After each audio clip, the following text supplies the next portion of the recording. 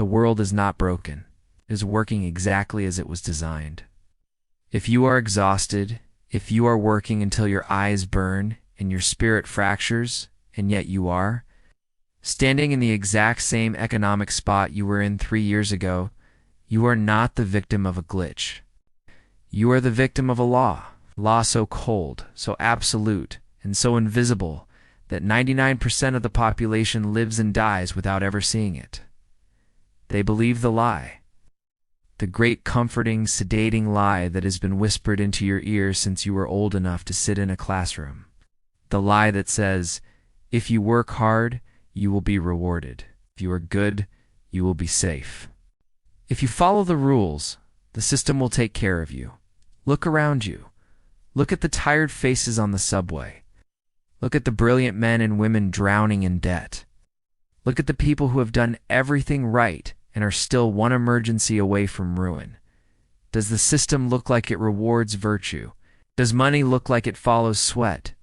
No. Money does not follow effort. It does not follow goodness. It does not follow talent. Money follows position. This is the Machiavellian law of position, and it is the only reason the rich get richer while you simply get tired. The rich do not work harder than you. In fact, many of them work far less. They do not possess a divine spark of intelligence that you lack. They simply occupy a different coordinate in the geometry of power. They are standing upstream. We are standing downstream. And in a universe governed by gravity, no amount of swimming, no amount of praying, and no amount of hustle can force the river to flow backward. Most people spend their entire lives fighting physics. They cup their hands at the bottom of the waterfall, hoping to catch enough water to survive, wondering why the flow is so violent, why it crushes them. They never look up. They never see that the person at the top has simply built a dam. That person is not cupping their hands. They are directing the flow. They are not working against the water. They have positioned themselves so that the water works for them. If you want to change your financial reality, you do not need more discipline. You do not need to wake up at 4 a.m. You do not need to grind until you break. You need to stop moving. And you need to understand that you are fighting a war from the bottom of a hill against an enemy who owns the high ground.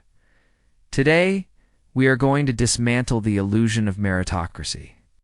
We are going to perform an autopsy on the concept of hard work. We are going to look at the world through the eyes of Machiavelli, not as a moralist, but as an architect. I am going to show you why you are stuck. Not to hurt you, but because the only way to escape a prison is to see the bars. To understand why you are losing, you must understand the difference between creation and capture. This is the fundamental disconnect that keeps the brilliant poor. Society teaches you to be a creator. You are taught to build skills, to create value, to be useful, be the best engineer, be the best writer, be the best doctor, be the best employee. We idolize creation. Hey everyone, ever had a brilliant idea pop into your head, only to forget it a few minutes later? It's so frustrating, right? That's why I want to talk about the power of capturing things. Our brains are amazing for having ideas, but not so great at holding on to all of them. Think of it like this. Your mind is a factory for creativity, but it's not a warehouse. So what's the solution? Capture everything. Whether it's a quick thought, a line from a book, or a cool business idea. Write it down. Use a notepad, a voice memo, or an app on your phone. It doesn't matter how you do it, just that you do it. By capturing these fleeting moments of inspiration, you're building a personal library of ideas you can revisit anytime. It's a simple habit that can seriously boost your creativity and productivity. Thanks for watching. Don't forget to like and subscribe for more tips. They are digging a hole in the middle of the desert, hoping to find water simply because they are good diggers. The rich man finds the spring first. He may be a terrible digger. He may use a rusty shovel. He may work for only 10 minutes. But because his position is right, because he is standing on the water, he wins. Have you ever wondered why some people seem to get ahead with what looks like minimal effort, while others work tirelessly but stay stuck? It's a frustrating puzzle, right? We're often told that hard work is the key to success, but what if that's only half the story? The truth is, the world of wealth and power often plays by a different set of rules. It's less about how hard you row and more about which boat you re-in and which current you re-riding. This is the power of strategic positioning. Think of it like a chess game. You can have the strongest piece, but if it's stuck in a corner, it's useless. The winner is the one who controls the board, who anticipates moves, and who places their pieces in the most powerful positions. In life, this means understanding the systems at play, identifying opportunities before they become obvious, and aligning yourself with the right trends, people, and industries. It's about working smart, not just hard. It's about seeing the entire map, not just the road directly in front of you. For example, someone might spend years perfecting a craft, while another person identifies a new market need and builds a platform to connect suppliers with customers. The second person might not work more hours, but they've positioned themselves as a crucial link in the chain, capturing value from the entire system. They understood the flow of money and influence and placed themselves right in the middle of it. This isn't about luck. It's about perception and strategy. So how can you start applying this? Begin by zooming out. Instead of just focusing on your daily tasks, ask bigger questions. What industries are growing? What problems are people willing to pay to solve? Who are the key players, and how can you provide value to them? Start learning about finance, technology, and market trends.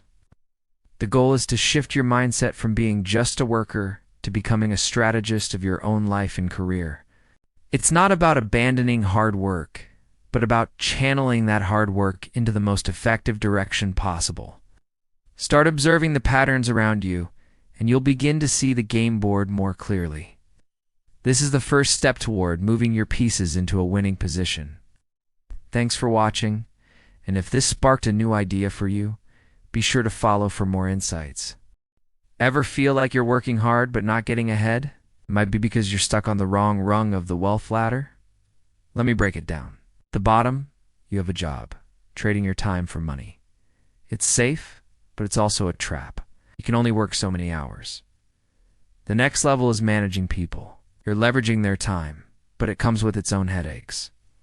The real game changer is the top tier, leveraging capital and media.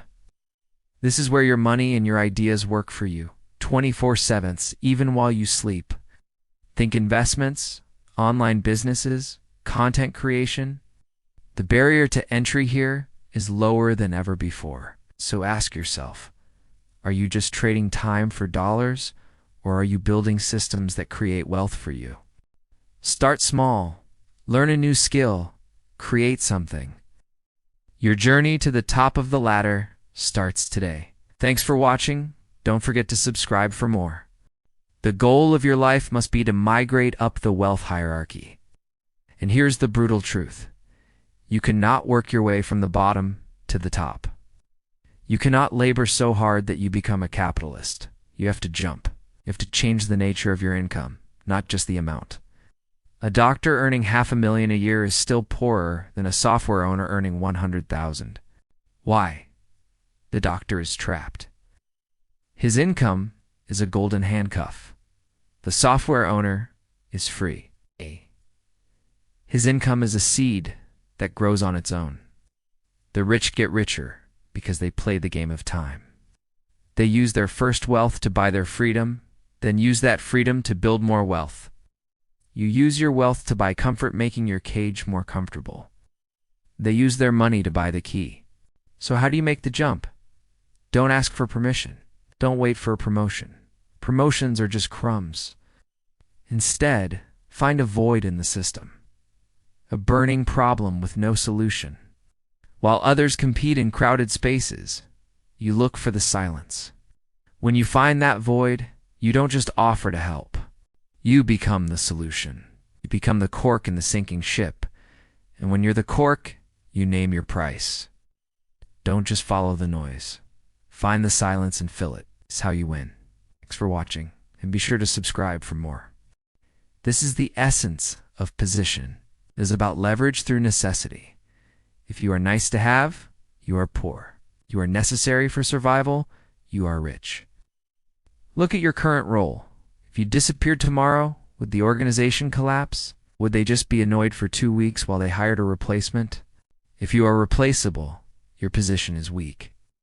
And because your position is weak, your income will always be capped by the market rate of your replacement.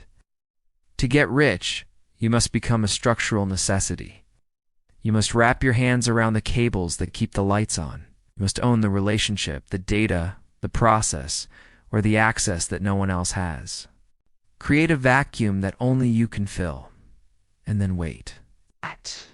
Let the panic of the market drive the value to you. If you cannot own the asset, if you cannot build the dam yet, then you must execute the gatekeeper protocol. This is the fastest way for the have-nots to become the haves. In every system, there are 2 types of power players, the owners and the gatekeepers. The owner holds the gold. The gatekeeper holds the key to the vault. You may not have the capital to be the owner yet, but you can position yourself as the gatekeeper. You can become the bridge between the problem and the solution. Real estate agents are gatekeepers. Investment bankers are gatekeepers. Talent agents are gatekeepers. They produce nothing. They create nothing. They simply stand between the buyer and the seller and demand a toll for passing through. This offends the purist. The purist says they are parasites. They add no value. The Machiavellian laughs. He knows that access is value. In a world of noise, the person who curates access is king. If you know the 3 people that a billionaire needs to meet, you are effectively a billionaire by proximity. If you control the newsletter that 10,000 buyers read, you control the sales of every product in that niche. You do not need to build the product. You just need to own the audience. Stop trying to be the genius inventor. Be the person who introduces the inventor to the investor. Be the person who connects the audience to the offer. Position yourself at the intersection. Picture a busy intersection in a city. You don't need to build the cars. You don't need to pave the roads. You just need to be the guy who puts up the billboard. The traffic is already there. The energy is already flowing. You are just capturing a slice of it by standing in the right place. This requires you to shift your focus from how do I work harder to who do I know and where is the attention flowing. Attention is the oil of the 21st century. Whoever controls the flow of attention controls the flow of money. If you are writing code in a basement, you are labor. If you are deciding which code gets featured on the App Store, you are a gatekeeper. Always seek the gate. The final barrier you must break is your understanding of risk. The poor are terrified of losing what little they have. The rich are terrified of missing out on what they could have. This difference in psychology creates a difference in position. The poor cling to the shoreline. They view the ocean as a threat. What if a storm comes? What if I drown? So they stay on the sand fighting for scraps? The rich build the ship. They view the ocean as a highway. To change your position, you must invert your relationship with risk. You must realize that staying still is the most dangerous move on the board. In a rapidly changing economy, the safe job is a ticking time bomb. Automation, AI, and globalization are eroding the bottom of the pyramid. The water is rising. If you stay downstream, you will drown. The only safety is in elevation. You must be willing to risk your current comfort to purchase your future leverage. This might mean quitting the job that pays you well but teaches you nothing. It might mean investing your savings into a business instead of a car. It might mean looking like a fool for 2 years while you build something that doesn't pay you yet. Machiavelli wrote, "It is better to be impetuous than cautious, for fortune is a woman, and if you wish to keep her under it, it is necessary to beat and to lose her." He meant that the world yields to aggression. It yields to those who move with conviction. The universe hates hesitation. It punishes the timid. If you are waiting for a guarantee, you will wait until you are dead. There are no guarantees in the law of position. There are only probabilities, and the probability of getting rich while trading time for money is 0. The probability of getting rich by owning equity, by controlling leverage, by positioning yourself upstream, it is not 100%, but it is the only game where the math works. You have to place a bet. You have to bet on yourself, not on your ability to work hard. Everyone can do that. You have to bet on your ability to see the map, to spot the high ground, and to take it before someone else does. When you finally shift your position, something strange happens. You stop being tired. The chronic exhaustion that has plagued you for years. The feeling of pushing a car uphill vanishes. Suddenly, you are driving the car. You are still working, maybe even working long hours. But the friction is gone because now your effort is compounding. Every hour you work builds a system that will work for you tomorrow. You are no longer renting your life. You're building equity in it. The bitterness dissolves. Stop looking at the rich with envy and start looking at them with understanding. See the game for what it is. It is not personal. It's just mechanics. You realize that you were never not good enough. You were just standing in the wrong place. It is like finding the light switch in a dark room. You spent years stumbling, bruising your shins, cursing the darkness. You thought you were clumsy. You thought you were blind, but you were just in the dark. Position is the light switch. Flip it.